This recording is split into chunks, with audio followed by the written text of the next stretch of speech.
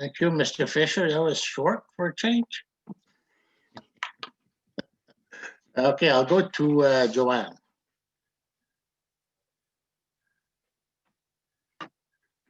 Thank you, Mr. Chair. I reviewed the documentation that was provided to us regarding the development. I have to say it's an interesting development. It's not something which is common in our backyard. And the documentation clearly outlines, according to the provincial policy statement and according to the land use, that it does conform. And as a member of the planning board, that's basically our main responsibility, to make sure that it conforms to the required legislation in the Act. I do acknowledge the concerns of the neighbors, which probably if I'd be in their shoes, I would express the same concerns pertaining to volume and pertaining to the fact that they're living out in the country and that they still want to enjoy that quality of life. So as identified earlier, I would support the recommendation for this proposal, conditional that there would be buffers that would be incorporated into the site plan to make sure that the privacy and the enjoyment and quality of life of the neighbors can still be respected. And this way, at least conducive to everyone that are within the outlying area of that vicinity.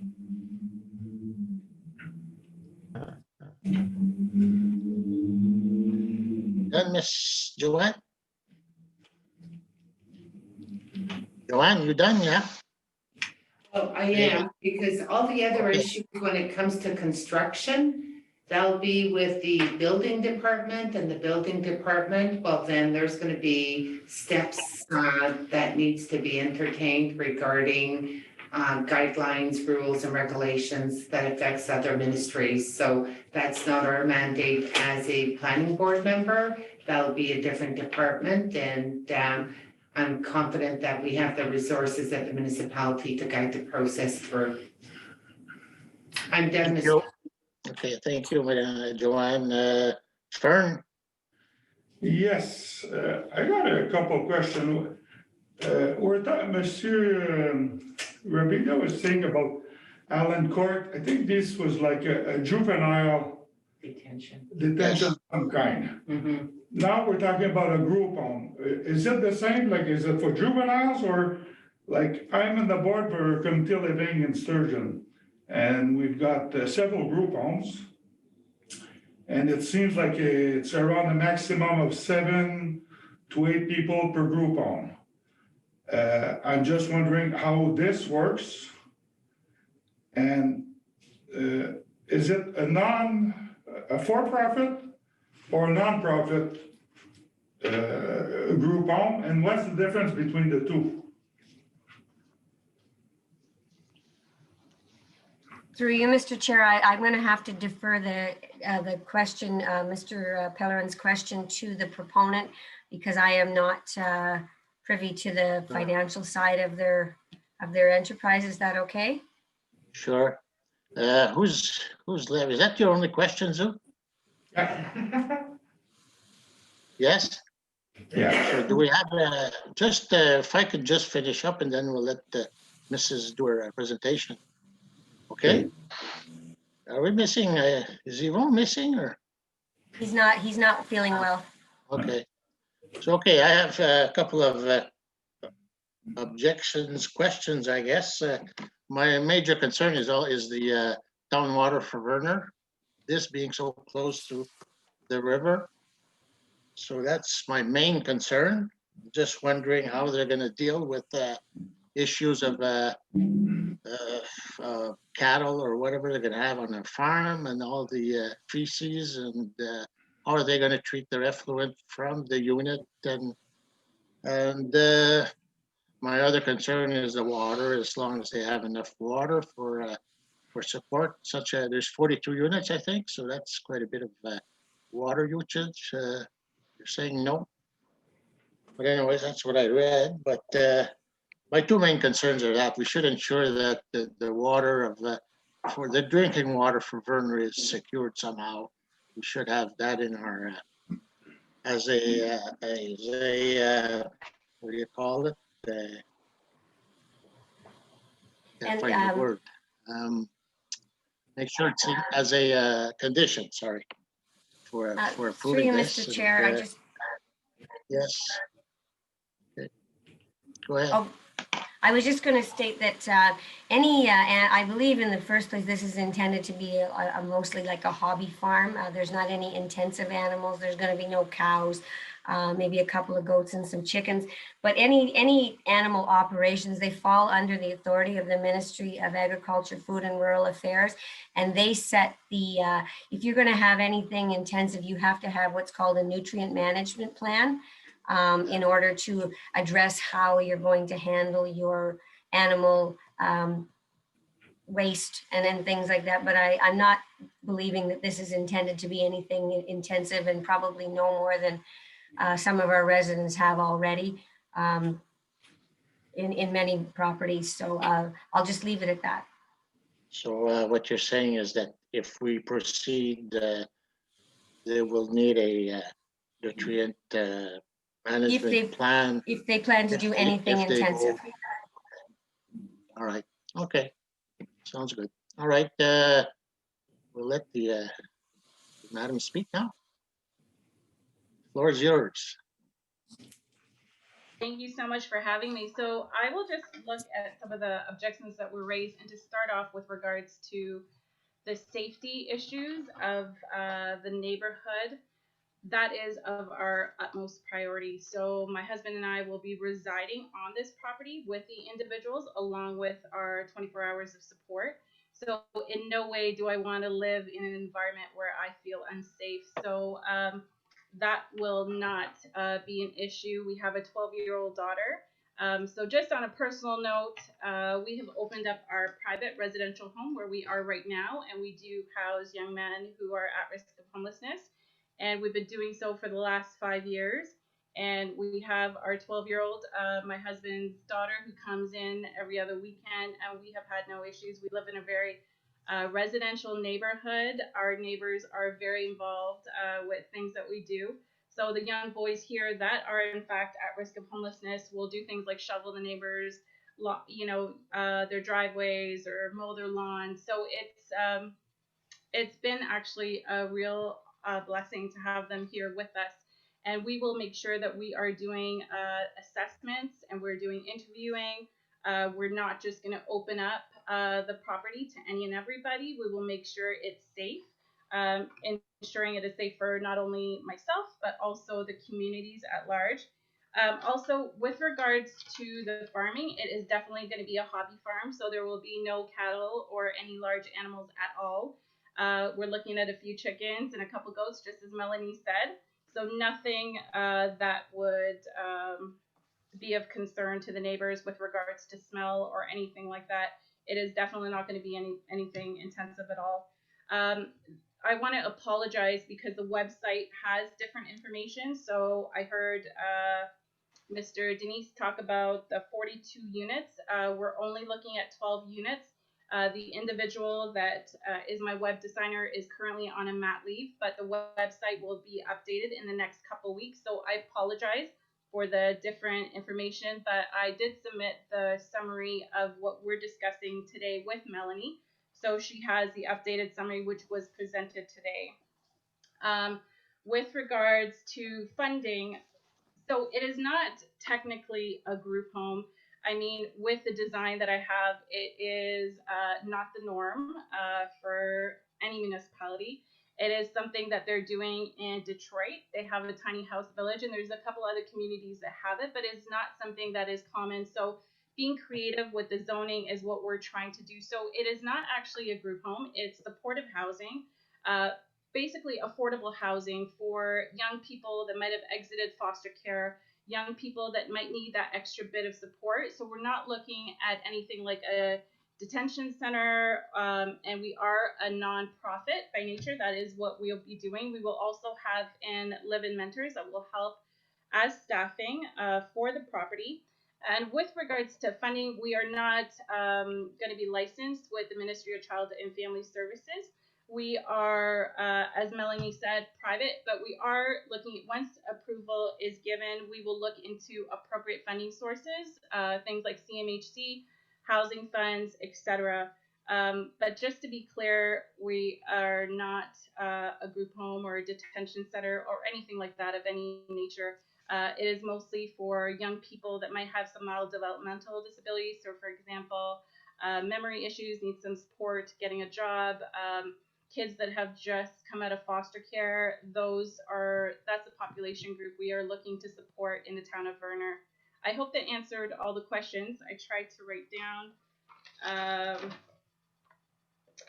everything. Oh, with regards to privacy, we will definitely look into that. I like the suggestion given with regards to the trees around the property to provide privacy for both the residents as well as the neighboring area.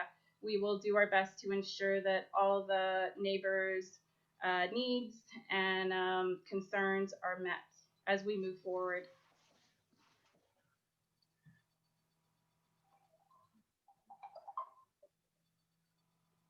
Sorry, I was on mute. Thank you for that. Is there any other comments? Okay, Joanne?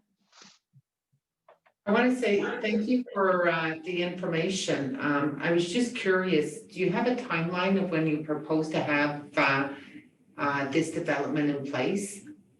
And for it to be in its entirety, it's probably going to be a 5-year timeline. Okay. Any other questions? I just have, okay, Dan, go ahead. Thank you, Mr. Chair. Through you, Mr. Chair, the homelessness issue is an issue that we have here in Nipissing District. And I'm just wondering, your clientele, would these people be local people, or will they be people that you've brought in from other communities?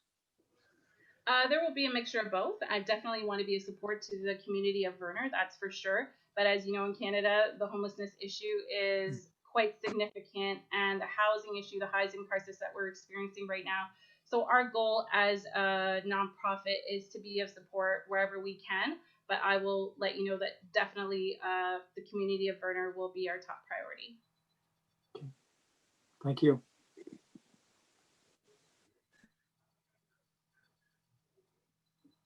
Any other comments? No? Fern? So just to be clear, okay, it's not a group home. It's not a motel, but anybody can come and see you and ask for a place to stay. So our population group, what we're focusing on are those who are at risk of homelessness. So specifically targeting that population group. It's not going to be anyone able to just come in. They will have to go through interview process, a referral process. We will do the background checks, et cetera, and make sure they're a right fit for our community. Does it have to go through like to the ministry of some kind to approve the people, like a group home? I'm just... No, not at all. So we are not looking to be licensed by the ministry. We're, like I was saying, we're not looking to do it through Child and Family Services. We are, so here in my municipality, we call it RCFs, Residential Care Facilities. So basically a place where individuals who need extra supports are. So it will be something along those lines of housing, basically supportive housing, affordable units, providing support to individuals that are at risk of homelessness. That's the basic clientele. Okay, thank you. Dan? Thank you, Mr. Chair. So I would assume that it would be part of the continuum of getting somebody into normal housing. Like right now in our district, we have what we call shelters. We have a shelter that's open from in North Bay that's open in the daytime. And then with the shelter, we expect that they try to get other services. Once they're out of that shelter, our goal is to get them into transitional housing. And those are units where they start learning how to live on their own. And then after that, we try to get them into our social housing. And so this could be linked. It could be within that continuum. You could have some of your people, because your people are youth, right? Yes. And what are you defining youth by? Because that definition has been 18 to 30, 18 to 35, I think we'll expand it a little bit, but we'll just call them young people. okay. So, okay, I can see this as being a benefit to what we have right now in this district as part of the continuum to get people into employment, because we know one of the main factors of getting people into employment is having a roof over your head. So no, it makes sense. And boy, you're courageous to put this on the table. Yes, it is definitely a long shot, but I work in the shelter field, so I've worked with at-risk and homeless population groups for over 20 years, and that is where my passion is. And you know, I feel like exactly what you're saying. In order to step up anywhere, you need that stable home environment, and so we got a little bit of a different feel, so we are trying to have a bit of a family atmosphere, you know, where we're eating together, and it's a little bit different, definitely therapeutic environment, which is what we're hoping that all those different components will add to success. And you know, being in the shelter field, that is for sure the population group that we will definitely like to work with in Verner, either as a transitional space or permanent. I mean, it depends on the individual and their needs. So if they see it as a transitional space, perfect. If they need it as a permanent place of residing, we're open to that as well. Mm-hmm. Vern? Not a question. I just wish you good luck. Thank you. I appreciate it. Thank you so much for having me, and just the openness of your municipality has been wonderful. I just have maybe one question. Is there going to be a educational part of this? I don't know how you want to call it. So this there are forum, I various guess. components to our program, and I will just pull it up. It was in the summary that I gave Melanie. We will try to tap into as many services as you have within your community and Verner, and what services you do not have, we will step in. But our goal will be to connect our residents to as many supports and services that they have. Sorry, I'm just pulling it up on my other screen as I talk. So if they're living at your farm, are you going to be responsible if they go to out to school in Sturgeon or Verner, or are you going to have a sort of a watchful eye on them, or? I mean, because there are no bus services and things like that, we will have to sort out how that's going to look logistically, whether they go to school or they're having a job in the community. We will have to work that out as the steps go by. But with the programs offered, we're looking to offer a day program. So meaning, you know, during the day, we have a program that's there. We're looking at life skills and semi-independent living program. We're looking at employment, educational volunteer programs, whether we connect them to your services that are there, or whether we're building life skills within our day program. We're looking at connecting them with their culture, reconnecting them with their families, because many individuals that were in the foster care program are almost disconnected, many of them from their families and their culture. We're also going to be looking at a mentoring program and recreational activities as well. Okay, thank you. You're welcome. Mr. Chair, Joanne? just a question. It really answered many of the questions pertaining to the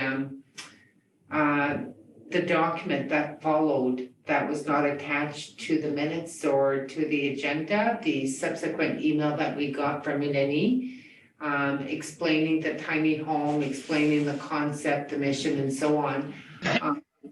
I would hope that as it progresses and moves forward, that this information would be vital information and a great tool to be able to share.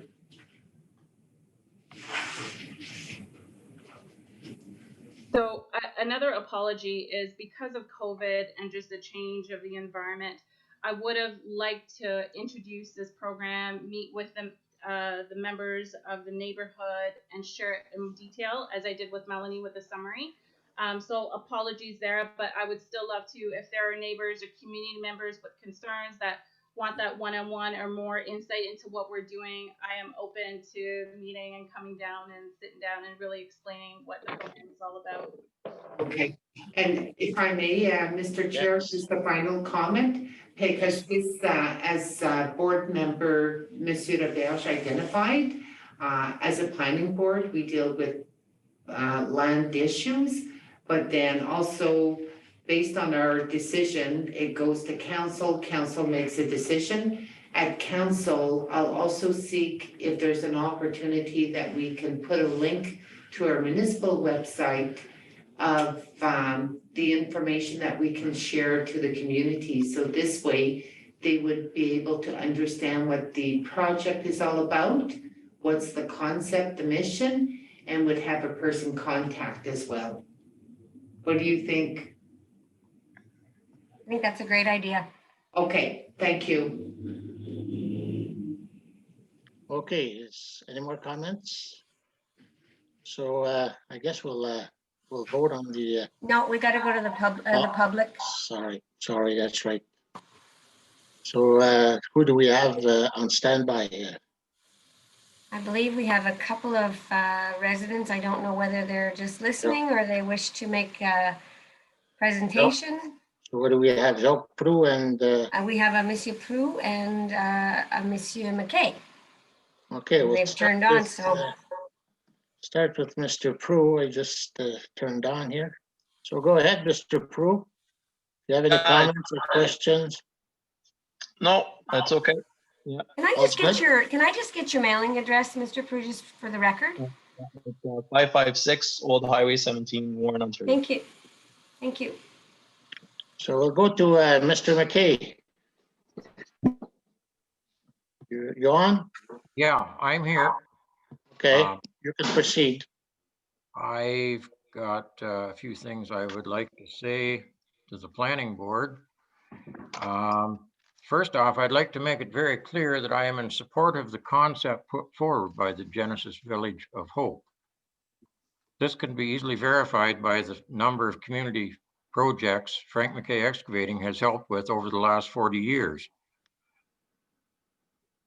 Ranging from the Kids Fishing Derby in Harrington every spring to the Hickson Walking Trail. We are also involved with the Upper Thames Conservation Authority several times each year doing stream bank rehabilitation and water quality projects, mainly trying to reduce phosphorus levels in Lake Erie, which can be tracked back to improper disposal of human and animal waste, namely septic systems and manure storage. I've been a licensed designer and installer for septic systems, OBC number 1039, for almost 40 years, and I've attended many courses and workshops with the Ontario Minister of Agriculture and Food with focus on manure management and especially water quality. Because of a lifetime passion that we need to be good stewards of our land and water, without clean water, we have nothing. I have serious concerns about the proposed Village of Hope with a high density of people on a very small parcel of land adjacent to the Veuve River. The same can be said for the proposed barn with no manure storage, no extra fields to spread the manure on, no environmental farm plan or minimum distance and separation. This is all outlined in detail in the letter sent to the planning board. And I have some questions, if I may ask them. Go ahead. Okay, I was curious what the paper trail is for the submission that we sent in a week ago this morning, because I get the distinct impression that everybody else has seen it, but we have seen nothing of the proposed development other than the sheet of paper we were sent on September 6th, I believe it was. Like, we have. Melanie, But Melanie, through can you, you answer Mr. that? Chair, Through you, Mr. Chair, anyone can contact me and I will share anything that I have in my file. Unfortunately, due to COVID, most people usually just come in and see me. But if you call me, I could have shared all the information that the planning board has before it. It's a public process. And I believe the notice that we sent out indicated that if you wanted more information, you could certainly get in touch with me. Well, in response to that, I'd like to say that I phoned on September 16th at 11:49 a.m. and left a message on your voicemail, because that was when we received this notice, was that morning in the mailbox. And my son has emailed you twice since he sent the letter in on Monday morning, and none of us have had a response yet. Well, I don't believe there was a request. I apologize for the voicemail. I'll be honest. If I did not get it. But that's neither here nor there. Typically, when we receive written submissions, they are included in the package to be addressed at this table. I ordinarily don't go back and forth with proponents or objectors until the board has had the opportunity to address it here at this table. I'm just the conduit by which information flows from you to them. Okay, and the next question is, what is the radius of notification to affected property owners for a zone change like this? Is it 400 feet. Pardon me? 400 feet, 160 meters. Okay, That's the statutory radius of notification under the Planning Act. can you pull that map up again of the lots that are affected? Because what the map that you have is not consistent with the one that you sent out. Well, what I sent out was initially just the hand-drawn sketch that had been submitted with the application. The proponent has since provided some artistic renderings that she was working on.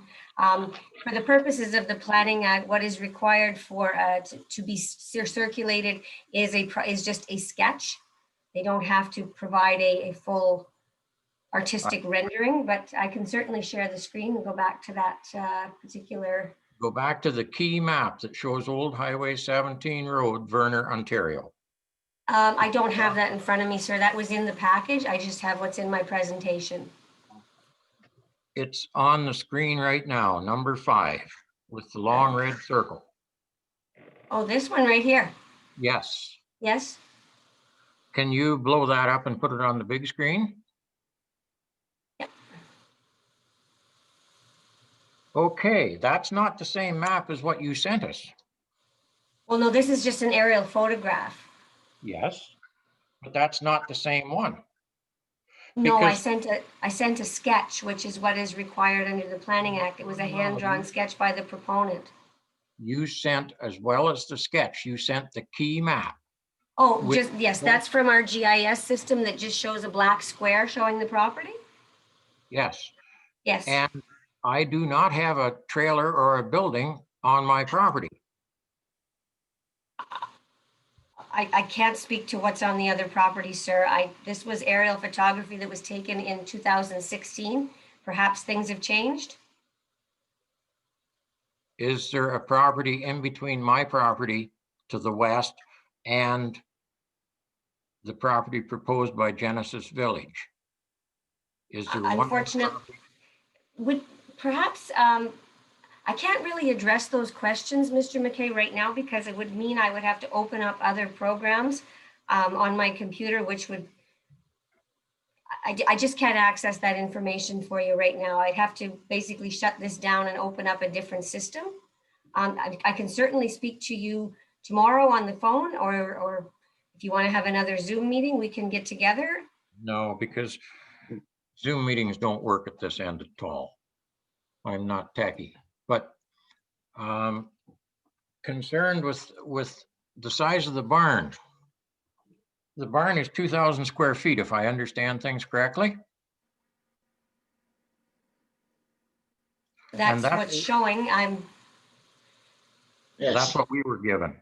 yes, that's, And 2,000 square feet will house 2,400 chickens, or 12 dairy cows with calves at side, or 200 fat hogs.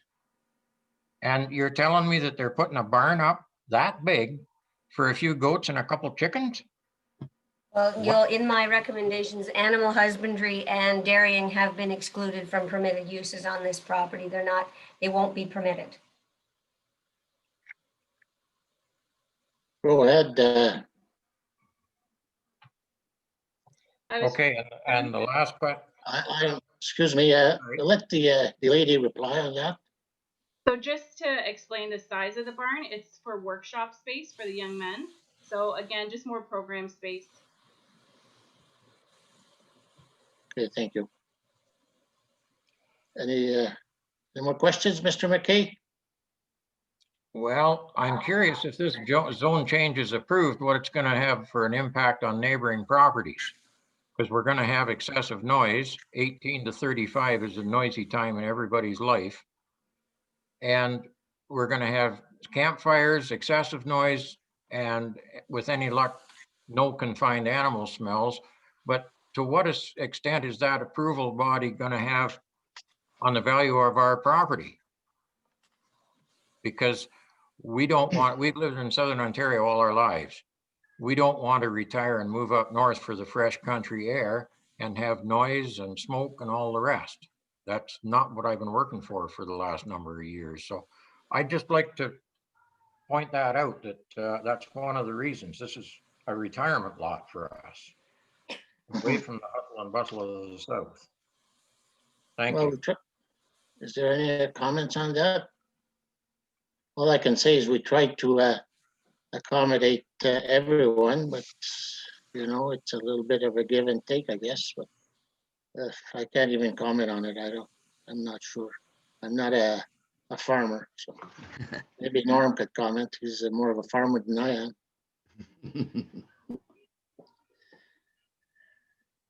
I guess not. You have any comments, Mr. Robert?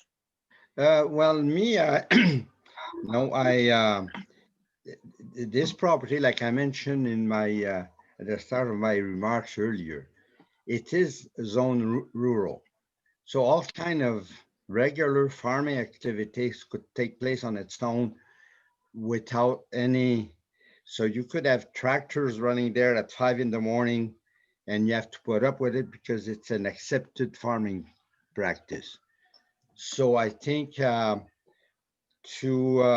and some of the points that are being brought forward are not part of the regular Planning Act, and some of those issues that are being raised are not like, we cannot address them directly because these are usually addressed by other ministry having jurisdiction there.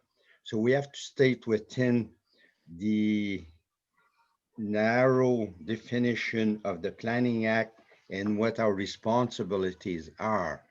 And also this is a riverfront property. And like I mentioned earlier, we could have a marina operate there with 10 or 12 cabins. They would have bonfires. They would have a bunch of boats running up and down, and some of them can be very noisy, and all that could happen. And it would be an approved use of the property without even coming to this committee, because it is a riverfront property if you look at it from that end. And no, so I think with all the, plus the province does, insist that we look and try accommodate higher density so we don't waste good land with big, 4,000 square feet buildings that where people only require 1,000-foot building. So what I've seen in this application, they're trying to instill good management of land, of power. They're talking about, limited usage of any amenities, like they want solar panels, they want, and they want to train those young people into being take care of the environment for, you know, so people can enjoy it in the future. And I really support that kind of mentality that, you know, I'm 77 years old, so now I do more of my thinking is what the future is going to be for my grandchildren and for myself. My future is pretty well over with, but I'm so any effort I've put, I try to think about the future, and this project gives me hope that the future, you know, if there's more of these type of project, we'll have a better future for the next generation. That's the end of my statement. Okay, thank you, Mr. Roberge. Madame Joanne. I just want to highlight when it does conform to land use, as far as planning development, if the planning board goes against the Planning Act and PPS, the proponent has the opportunity to appeal the decision and would probably be, you know, they can easily appeal that our decision wasn't based on planning issues. Thank you, Joanne. Thank you, Joanne. Somebody signed in. Does he have a comment? I don't know. No, these are people that are coming for the 7 o'clock meeting. Oh, okay, all right, thank you. So, Mr. McKay, any more comments? I'm just curious, like you're all saying that this is still agricultural land. When we bought that property, it was one complete unit. We severed these lots out. The taxes are now on each individual lot that we own on that waterfront are the same as what they were on 140 acres when we bought it. So if they're not respectable residential lots, why are we paying such ridiculous rates of tax on them? If we can still go up there and farm it and grow corn. That's first, I'll just, if you speak to that, that's an MPAC issue. And you always have the opportunity to appeal your tax assessment if you feel it is too high. However, the property size here, although it is in a rural area, we still have to adhere to the size limitations in our bylaw in terms of setbacks. So no, you couldn't have a full-scale farm on this property. It's not big enough. But it's rural residential. It's intended for rural residential uses. And in this case, a group home, although she wants to call it something a little bit different, is a permitted use in that zone, as is in all of our residential zones. So, and I can't speak to the property value. That's not within the purview of this committee. Thank you. All right, thank you, Melanie. I guess now all that's left is to see if we want to proceed with this as a committee. So, and yes. Before you go ahead, Mr. Chair, I just wanted to indicate that from what I was hearing, I have included in the proposed bylaw or recommendation that there be a landscaped buffer established on each side of the property boundaries, and that I am suggesting that the property be placed under site plan control and enter into a site plan control agreement for the maintenance of these buffers. Okay, sounds good, Melanie. Okay. So, okay, so we'll proceed. Who's in favor? Continue. So we have Dan, Mr. Rebel, 1, 2, 3. Yes, I'm in favor. Okay, so it's pretty well. So it's carried. Thank you. Melanie? Thank you. Mr. Chair, can I leave? Excuse me, can I Yes, leave? thank you. Yes, Yes, you can go, yeah. Thanks for joining us, Dan. Thank you. Bye. We did have another item on the agenda tonight, but I'm thinking we might have to set it aside unless we want to have a very quick conversation because the other meeting is due to start in 1 minute. I just asked the committee how you want to proceed. Refresh my memory quickly. We were just at the previous meeting. Her worship Oh, had it's- asked that we bring back the issue of the camping trailer, so I had brought back a brief memo, just asking for direction on proceeding with the public consultation, recommending Okay, that we. let's, sorry, Melanie, if it's Okay. that's a subject, let's move it up to the next meeting. Just It's not a pressing issue, so we'll just, Mr. Chair, may I? yes, Joanne. You know what, I think, our clerk has provided us a good summary of the issue. I would like it to be presented, even if it delays, the closure of our meeting by a few minutes. I'm sure that the other proponents, it's gonna be good information for them, or that they're interested in hearing our discussion. But I would hope, because we need to just give recommendation to our clerk. I would just, sorry, Joanne, but I just think that there's should be discussed fully, and that it's a bylaw, and I think the members of council have been through it a little bit, but members not on council have not, and I think they should get equal opportunity to discuss it at length. So I don't want to press time. I think we should, I just want to move it back to the next meeting. What's your opinions there? Fern? Yes, I agree, because unfortunately, I just got my agenda today and I didn't have a time to look at it. So I would really like to go through it and Okay. put my 2 cents in it. Any other comments there for? Okay, so let's just put it for next meeting. Okay, so we will just, that matter is going to be deferred to the next meeting, and we'll move to the adjournment. I think at the last meeting, we had talked about going over October and trying to get back on our normal schedule of the second Monday of each month. So that would bring us to the 9th of November. Is that agreeable with everybody? Okay, Good for me. Does It is. does it impact right Joanne? now any pending applications? Have we received applications? I'm not 100% sure. There might be, I don't think there's anything out there just yet. Okay, There's been a bit of consultation, but nothing's been submitted. okay, just wanted to make sure. Thank you. Okay, can I get a mover and a seconder for the adjournment, please? Chris, Fern? Uh, It is moved by Chris Fisher and seconded by Fern Pellerin. Be it resolved that the West Nipissing Planning Advisory Committee meeting is adjourned to November the 9th, 2020. And the West Nipissing municipality will meet by whatever means we can at that time. I'll keep you posted. All right, thank you. All in favor of adjournment? Carried. Thank you, everyone.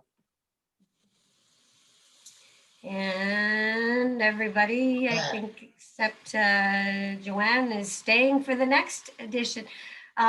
You want to give me a call tomorrow, Niluka? We'll talk about the next steps and I'll just explain everything with you. Good. Thank you, everybody. Thank you so much. Take care. Bye.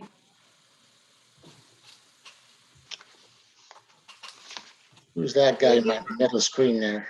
Yeah, I'm just going to regroup and just get the paperwork for the next meeting organized. For those of you on members of council, we just got an email from our techs. If you're getting a bunch of pop-ups on your phone, there's an issue at Microsoft that I guess our IT people are working on. So if you're getting a bunch of pop-ups on your phone telling you to put in your password, don't get excited. There's a bit of an issue with our server tonight. So Thank you for that, Melanie. I'm just trying to, I lost all my, that's why I couldn't follow there. I'm getting these pop-ups all the time. yeah, on there's my something iPad. going on at there's something going on at Microsoft, and Kevin just texted me and all the other senior staff and asked us to pass on that we're having a bit of technical difficulties. But We should get those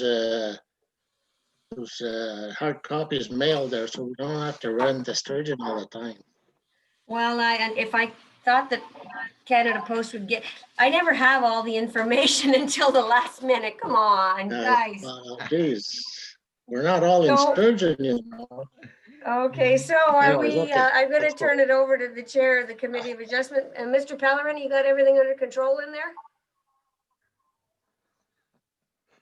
Fern, you're on mute. Can't hear you. We'll, I don't touch nothing. Okay, so, Oh, so Can you hear let's, me and Mel? pardon me? We can hear you.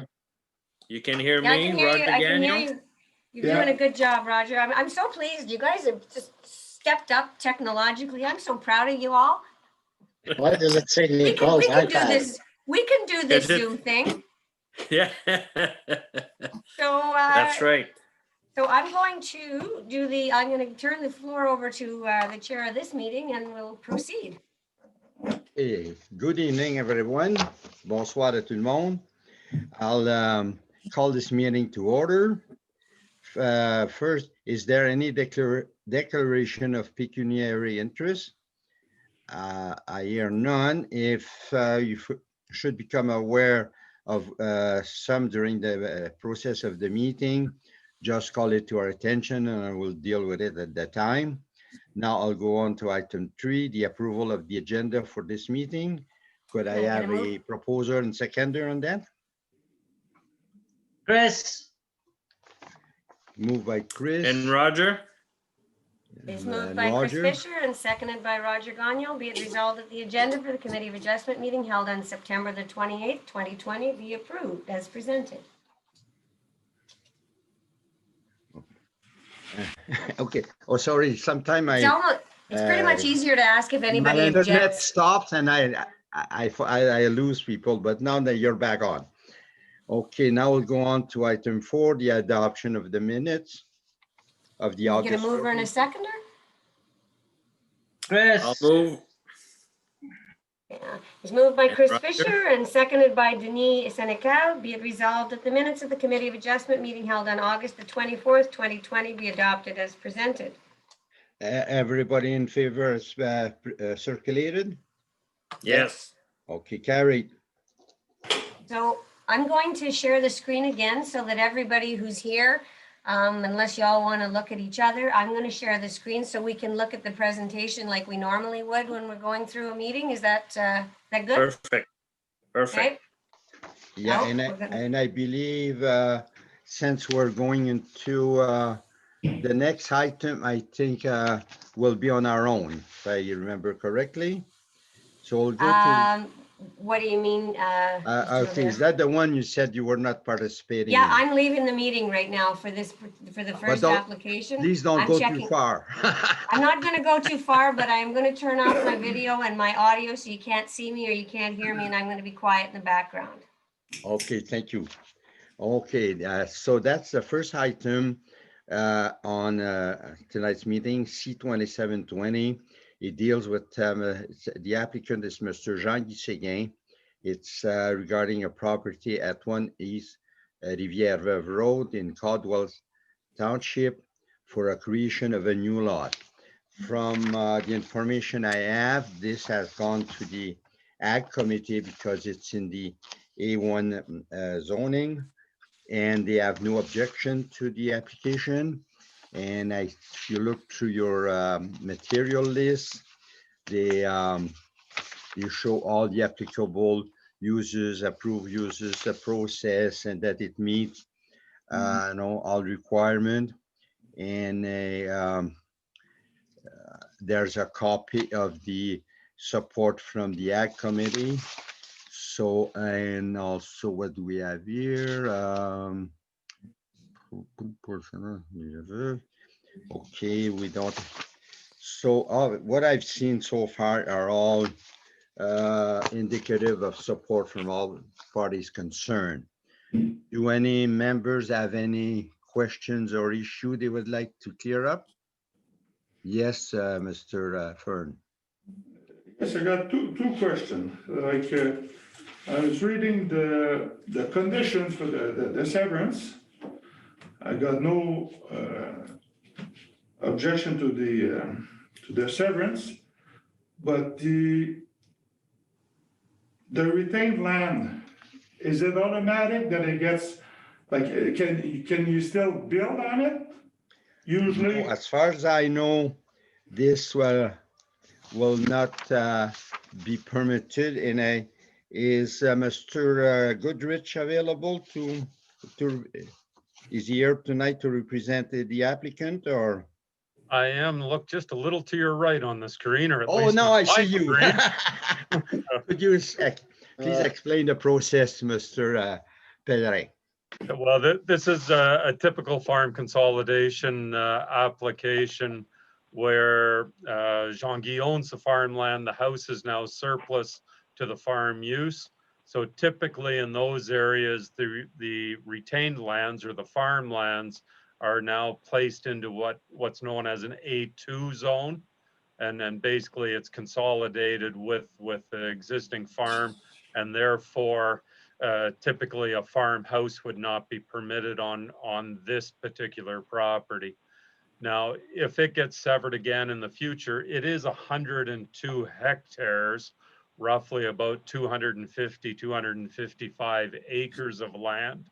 It's certainly a large enough piece of property to support farm use in and of itself, but that would be a subsequent application at some point in the future. So right now, basically all we're doing is separating the surplus dwelling from the farm. So, That clears that up, Mr. Fern? not quite, I'm just wondering, look, because usually when we've been through this a few times, when a farmer separates his house, there's, I don't know if it's A2, but Paul, you're saying that it could be severed in the future because of the size of it? But some farmers. It's typically done for farm consolidation, but you also don't want to limit, your policy shouldn't limit new farms or new farmers being able to enter into the farming. So for example, when you do a farm consolidation, it may, let's say Jean-Guy had a number of children that were all wanting to be farmers down the road. And I know that's not as likely these days as it was, 100 years ago, but that's a scenario that we could look at, and you wouldn't want to limit that. The A2 zone, though, does prohibit its use as a standalone farm at this point in time with a house and a barn. Well, you could still have a barn on it, but you wouldn't have a second residence on this one piece of property. Oh, yeah, and maybe I can add to Fern's request. I think I know where it's coming from. See, yeah, there's more than one property that's being consolidated or it forms part of this. All of them are vacant farmland at the present. So whether it's, if you take 3 100-acre farm and tie them together, then you have a 300, but you're still entitled to one owner farmhouse on a farming property.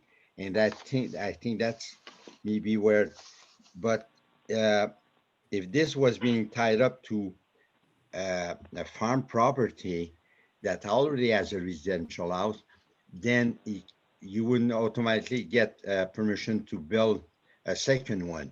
There would be a very lengthy process to go through it, and you might not get approved. So I think that's where there's a difference between the two options. You understand that, Mr. Fern? Okay. My second question, does this have to go through a minor variance? Perhaps I can answer this one too, Mr. Chair. Okay, go ahead, please.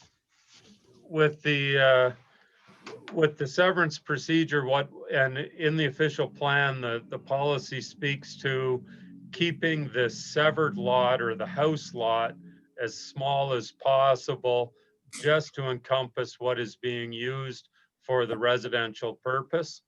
And the intent of the policy, though, is to preserve as much of the farmland as arable, workable farmland, rather than taking it up for a residential use. So typically you wouldn't create, say, a 10 or a 25 acre residential lot. And in this case, we've got 0.7 of a hectare. Basically what we've done is we've taken the lawn area around where the house itself is, and there's a tree line also where the existing septic is for the house. And then we also have the constraint of the municipal drain and the Veuve River. So we've tried to limit this just to the area that's actually being occupied and used residentially to keep as much of the tiled farmland in production as possible. Okay, Fern? Okay, Okay, like I have to kind of guess there because I've lost the picture, so I only got the voice now.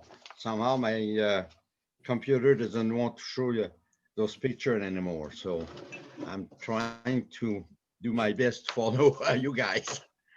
So bear with me if I sometimes hesitate to. So any more question or comments? No, There's nothing from the audience, if there's any. Hearing none, I'll call to a vote. Everybody in favor to support this resolution as circulated? Yes, Okay, I've heard a whole bunch of yes, so carried. yes. Okay, thank you. So it's carried and we'll go on. If Madame Mélanie wants to come back in the meeting there. I came back.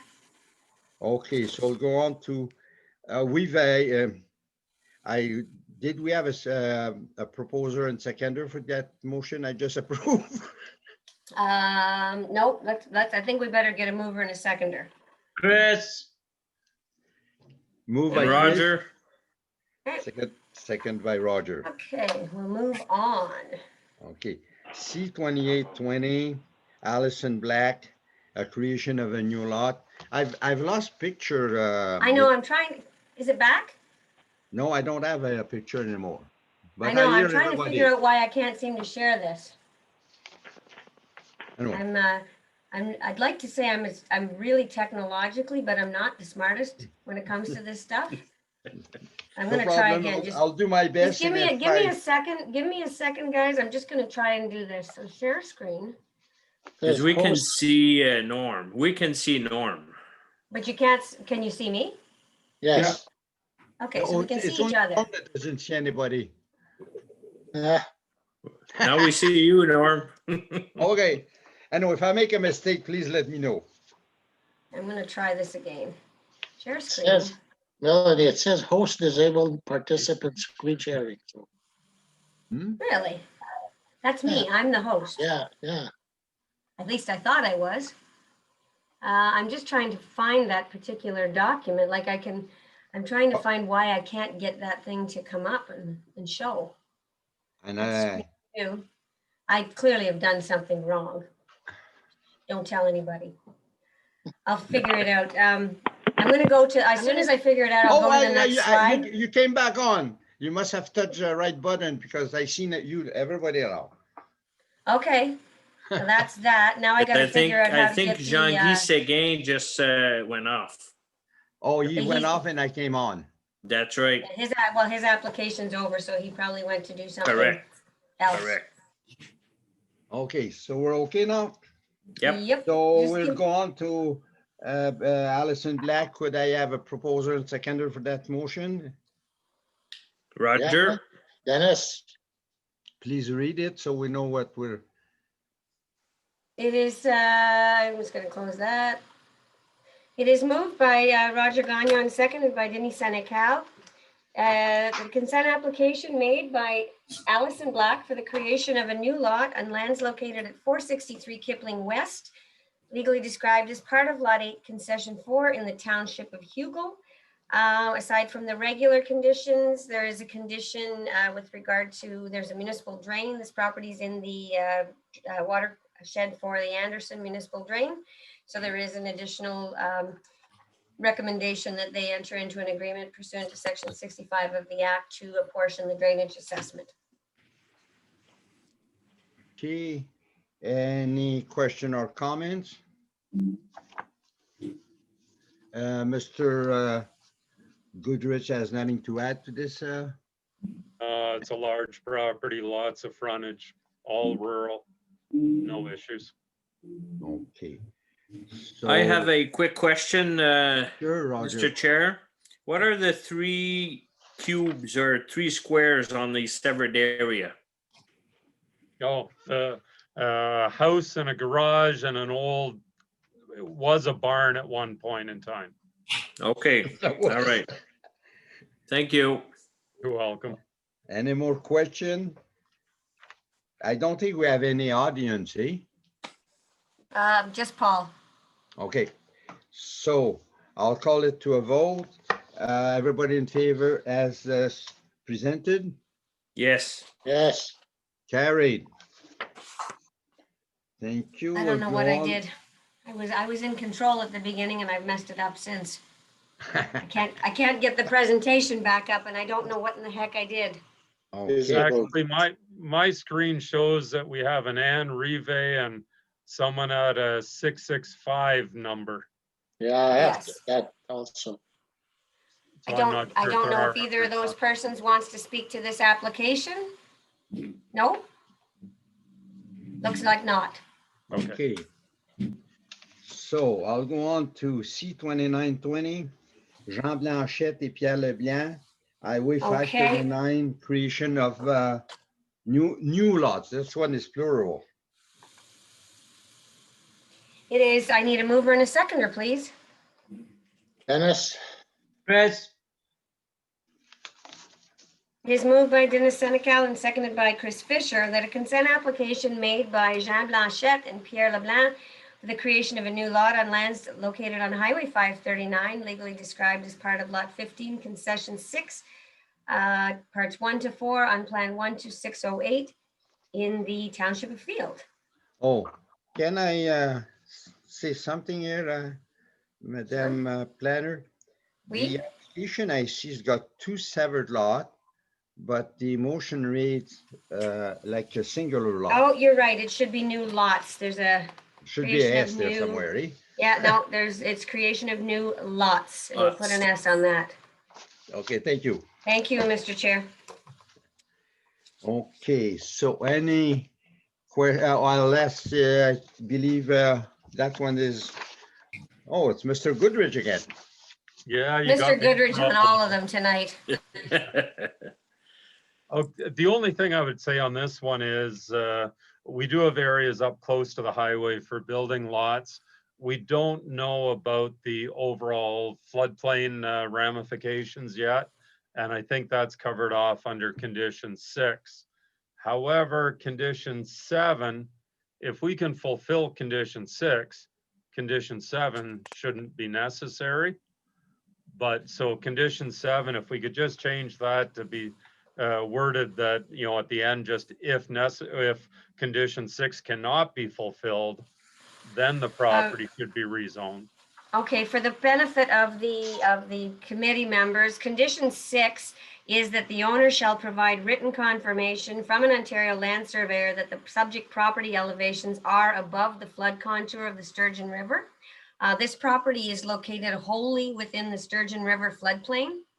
There's no portion of the property that's not. So for the purposes of this, our official plan and zoning bylaw precludes development on any properties that are located in the floodplain.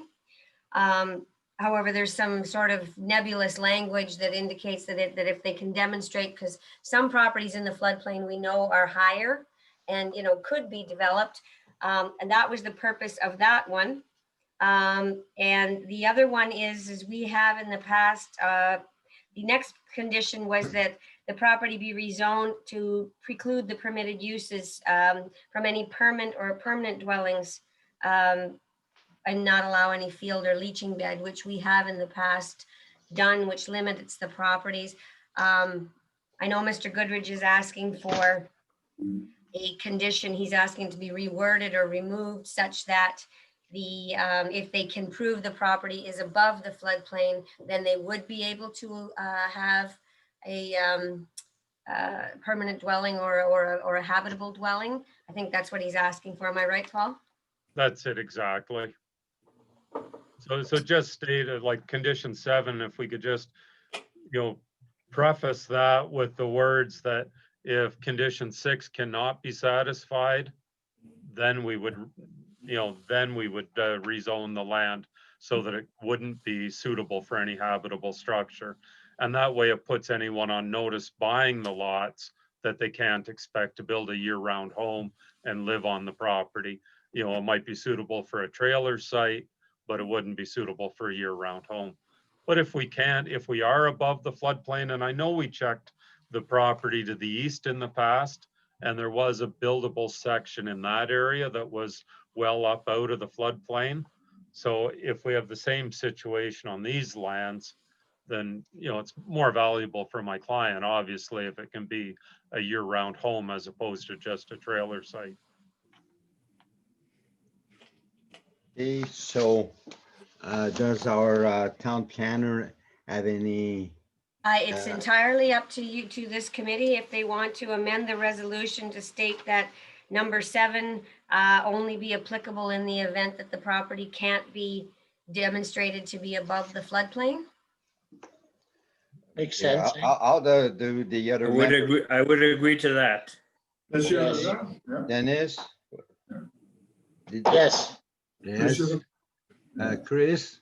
Yeah, I can support that. I know this property and, you know, as it actually, it comes off of the highway. So there must be at least a bit of the property that's above the floodplain. Okay, and Fern? Yeah, I agree with this 100%. If it shows you're above the flood zone, sure.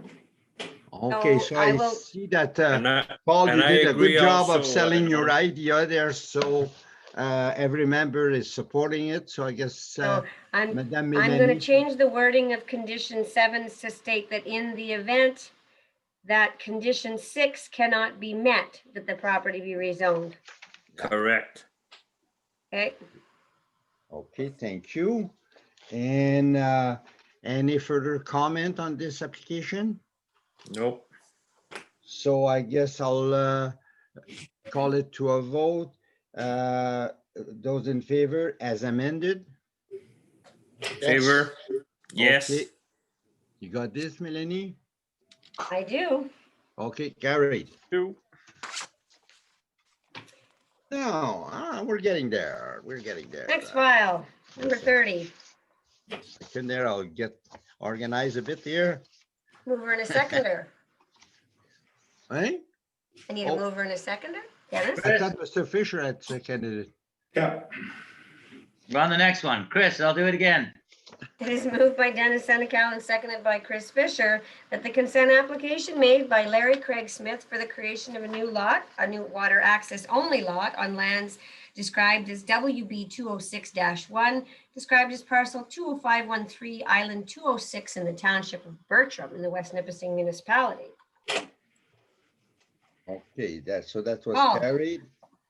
Now we go on to MV 2020-15, the same gentleman to reduce the minimum lots area from 1 hectare to 0.60 of an hectare, right? Were we going to vote on them together, Oh, I call it Mr. carried. Roberge, or we're gonna? No, 'Cause I did- read the I already resolution for the carried consent. I already carried the previous resolution. Yeah, I know, but I don't think we talked about it. Oh, what? No, now I'm talking about the reduced minimum one. I know, but we didn't talk about the severance. The severance was first for the island? Oh, Bertram. Oh, sorry. But we can certainly talk about them together. We can talk about them together because the minor variance is to reduce the minimum lot area from 1 hectare to 0.6 of a hectare on that same property. So we can certainly, Mr. Goodrich can present them together. Okay, I have no problem with that. Certainly, but Norm, I do appreciate you trying to make my life a lot easier. In any event, the official plan states that if we're on water, we can reduce from 1 hectare down to 1 acre or 0.4 of a hectare. In this case, we've got 0.6 of a hectare or 0.61 of a hectare. We've already gone out and actually surveyed the island, so we know exactly the area, and we can split it right down the middle. The other thing that we wanted to double check was that there were still building areas and septic areas that met the 18-meter setbacks. The west end of the island has an existing legal non-complying cottage that's already there.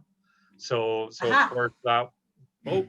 I don't know what happened there, but I think Melanie was able to get her split screen There working. we go. There you go. I Excellent. figured if I fiddled with it long enough, I was gonna get it back. Good. Sorry, guys. Okay, well, there we go. So you can see the existing cottage doesn't make the existing, the required setbacks, but it's been there a long time, so it's got the legal non-complying status. Even if that one was to be replaced, it could be built back with a longer, thinner cottage of basically the same size. So that's basically it. We can split it right in half, and we have the room to build on each end. Okay. Oh, we've Any- also had, I believe it was Lafreniere's went out and assessed it as well for septic capacity, and there was no issue with that either. Oh, good. Any question or comments from the members? I Nope. have a question. Pardon me? I have a question. Sure, So- Chris. So, you said they could actually put that down to 0.4 of a hectare, and I see, and I assume those are elevation lines. Why did they choose to cut into 2 and not into 3? Well, actually, I made that suggestion too, but the owner really only wanted the 2. The other issue, those aren't elevation lines, those are the building envelopes.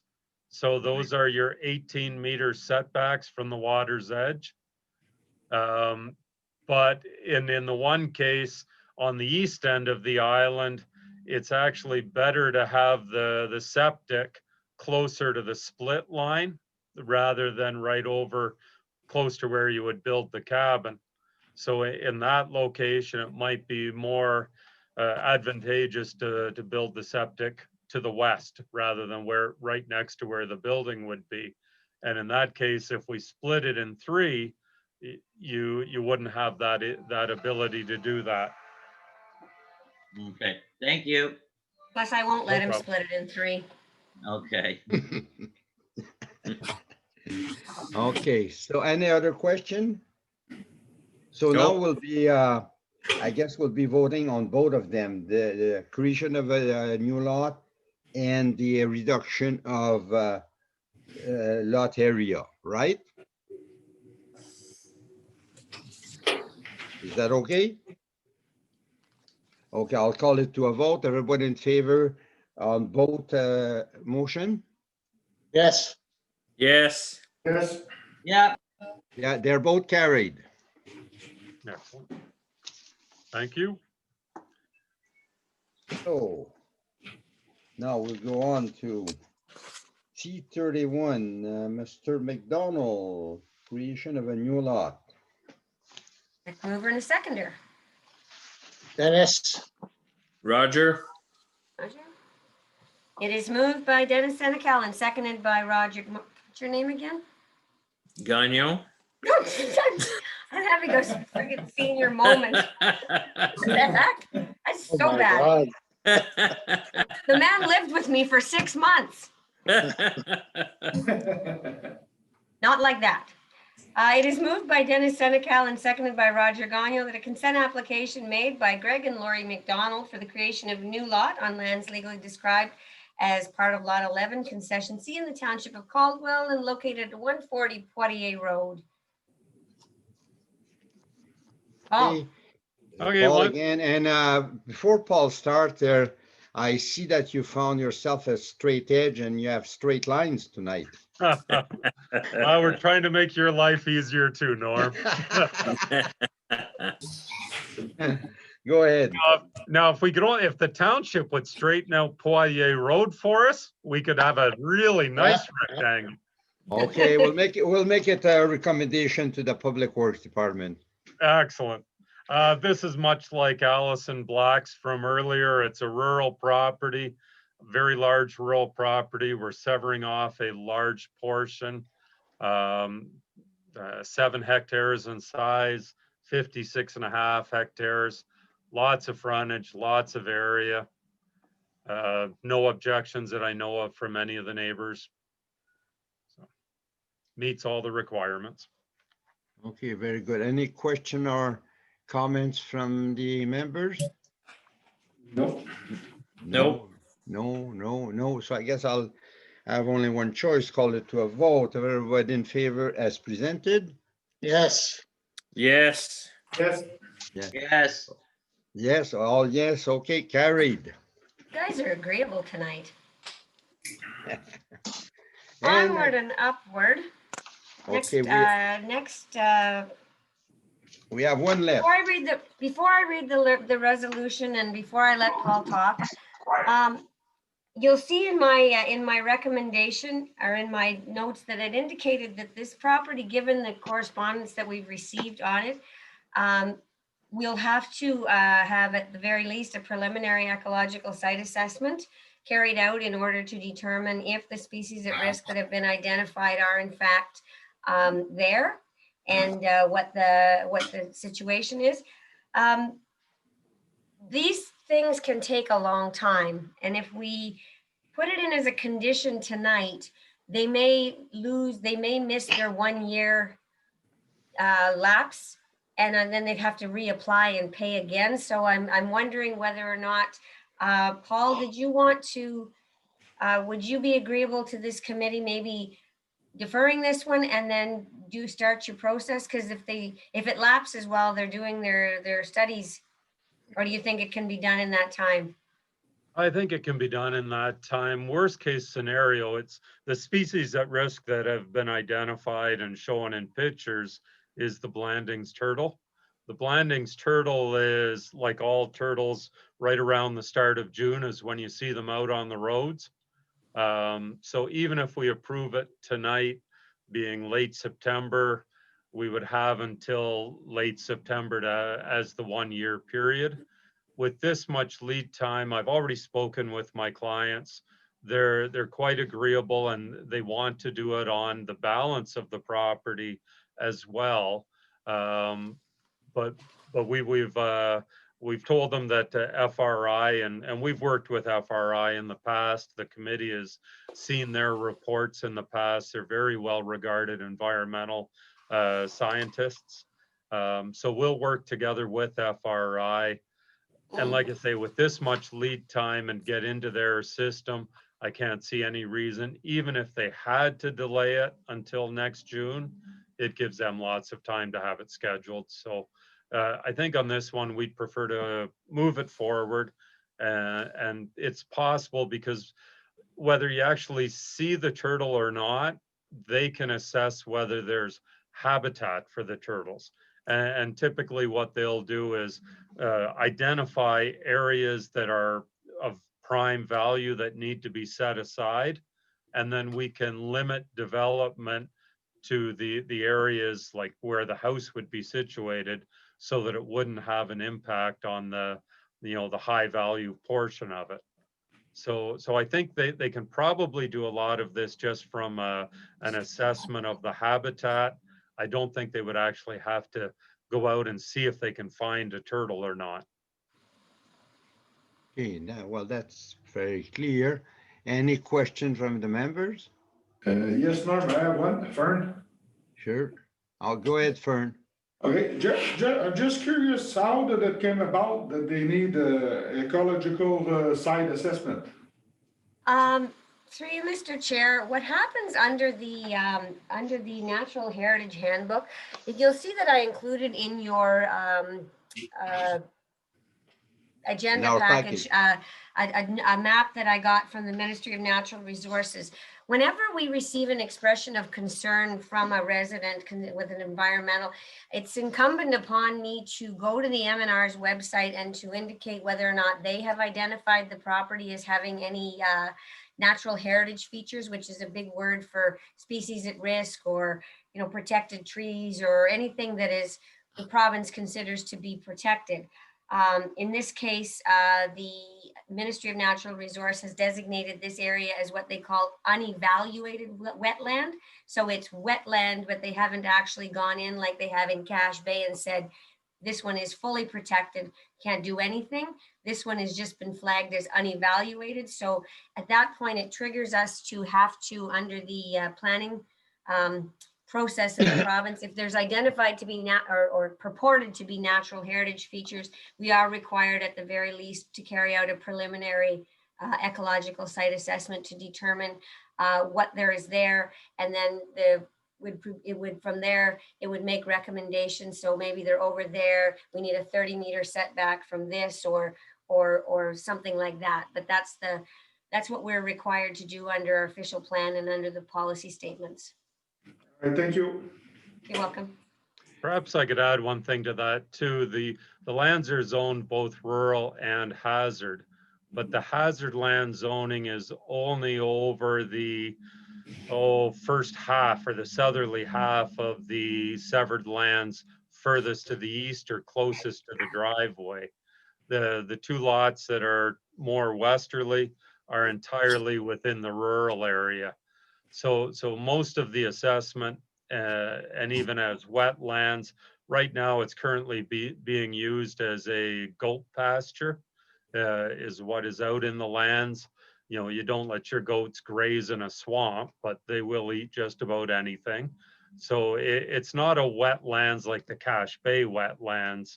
It's a wetter area, but even, and I spoke about this with my clients as well, working with FRI, if they suggest, and right now we're recommending a depth of 165 meters. If FRI recommendations say that we would prefer to see the residents located 185 meters from the road, then we would simply increase the size of the lot in order to accommodate that so that we don't have an impact on the environmental feature. Okay, that's very clear. So is there any other concern or comments? Can I ask a totally off-topic question? Sure. So on the official plan, it shows an abandoned mine. Is that just a quarry, or is that something more interesting that I need to go explore? Is that on the same property, Chris? No, it's not on the property. It's on the actual official plan. East of Neil, west of Deer Lake. Could be. We have a number of areas that are where there's identified aggregate resources in the ground. But I think that symbol means it's an abandoned mine. No, Paul might know.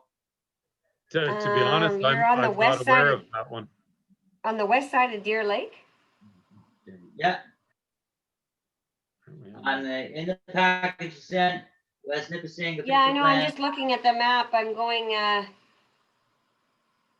It's off Deer Lake Road. Yeah, I know it, and it says in the legend that's an Amos site. Abandoned mines. I don't know, Chris. I'd have to look into it. All right. I don't know what's there. I've never been asked that question before, so I wouldn't want to hazard a guess. I get all excited when I see that symbol. It might be a fib. I don't want to tell you one tonight. Okay, thank you. I'll look it up tomorrow and tell you. And I'm sorry, Chris, that was on the west side of Deer Lake? Yeah, it's just off Deer Lake, about halfway down west side Deer Lake, off Deer Lake Road. To the west of Deer Lake Road. Oh, I see where it is. Yeah. In any event, that's far enough away from our site that it wouldn't be within the influence area. It's just a question of interest. Yeah, it's interesting. I hadn't noticed that before. Okay, well, let's go back to Bear Lake Road. There were some, we did receive some comments from residents, as you've seen in your package. I don't know if there's anyone on the line. I'm just going to stop sharing. On what I've read, they are more or less, complaining that they moved there because they want to live, in like in the bush area without neighbors. But that is not, I don't think we can address those kind of concern. I mean, a separate piece of property is a separate piece of property. And I don't think, unless there's other item in those comments that other people have spotted, but what I did read were not really anything that fell under our mandate. Am I right? I believe so. I think that, yes, there was a great deal of concern about the and I did explain to one person, although the lots look extremely small in relation to what's around it, they are in fact 2.5 acres apiece, which is, you know, substantial in the bigger picture. You know, most people don't have anywhere near that. But of course, they do look very small in relation to the other land. There were concerns. I did speak with one individual who had concerns about the road and conditions, and I said, well, that's outside the purview of this committee. Right. Road conditions are public works, and you should certainly lodge your complaints with them. But yeah, the loss of privacy and that was brought up. I think the most important thing, or the most significant thing that was brought up, was the environmental, and that will be addressed through the insight assessment that'll have to be carried out by the. Yeah, that's the one that I had some concern. The rest I didn't think fell within our mandate to discuss. Any comments or question? Hearing none, I'll call it to a vote. Everybody in favor with the stipulation that they go for an environmental assessment? Everybody Yes. says yes. Very good. Thank you very much. Carried. Okay, so last item on the agenda, kind of a funny one, and that's funny how things can go along for many, many years and absolutely nobody notices anything's wrong. I don't have anything on my presentation for that, so I'll stop sharing. What I got a call a couple or 3 weeks ago, heavens, I don't want that. A couple or 3 weeks ago from a local solicitor who was in the process of a sale of the property that you all know as the Knights Columbus building in Verner. And what had been discovered through a property search, an in-depth property search, that there was, although they were two separate properties, bought at two separate times, there was, for a very brief period of time, they were owned by the same person. And the property next door, which is a residential property, was created by consent. The property that, the parcel that the Knights Columbus haul in was just a deeded part lot, and it had never gone through the planning process. But what happened was the guy who owned both sold the Knights of Columbus building first, and it had no consent on it, so it had abutting lands. So there was a Planning Act violation made back in 1983 when that property was conveyed without having consent. Like I said, and at that time, I'm sure that nobody, you know, the other property was severed. It never occurred to them. And this is really common where properties get one has consent on it, one doesn't, and they get sold in the wrong order. That's why I always stamp the severed and the retained when I do these things. So this can't happen. But what happened was, that's what happened. So what Alain Michel, under the Planning Act, there's a mechanism in the Planning Act that permits this committee to authorize what's called a certificate of validation, which basically gets registered on title, and it validates that this is indeed a separate parcel of land and that there was a mistake made, but this will correct the past violation and clear up the title for the owner in the future. And would that strip of property have been roughly 10 feet wide? Well, no, this is a whole lot. Oh. This is the whole property that the Knights of Columbus Hall is on, and Gérard Miron's property. Yeah. At one time, they were owned by the same owner for a very short period of time. But when the guy sold it, he didn't sell the house lot first. He sold the other one first, and it didn't have consent.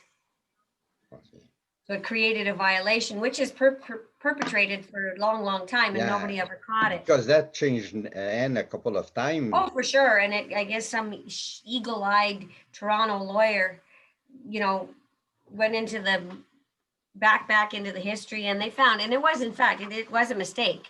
But these sorts of things, you know, fortunately, the Act gives us a mechanism to correct them so that you don't have to dig up somebody from, you know, 40 years ago to come back and make a consent application. So, so what is, but we have before us, go ahead. Wait, were you saying something, Mr. Chair? Yeah, I was trying to, but then my computer stopped talking. Now it's back on. Okay. Internet sometime gives me, okay. So I guess everybody in favor that we issue a certificate of compliance or whatever it's called there so they can complete that deal?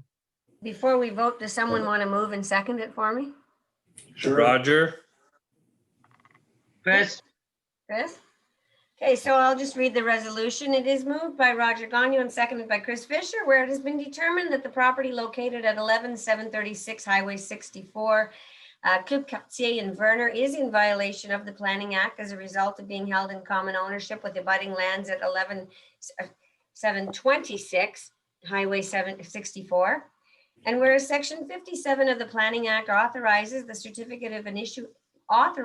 issuance of a certificate of validation in order to correct the violations under the Planning Act, be it resolved that a validation certificate be issued for PIN number 490690320, being part of Lot 8 and Concession 3, Part 1, NR 379 in the Township of Caldwell. And be it further resolved that the Committee of Adjustments for the West Nipissing Municipality confirms that the lands meet the criteria for such issuance. Okay, everybody in favor? Yep. Yes. Okay, carried. And that brings us to the end of our inaugural Zoom meeting. And Kevin texted me. He said, we are live. We are crystal clear on YouTube and we look fantastic, all of us. Oh, good. Because as we're doing it, I'm also live streaming this as we go.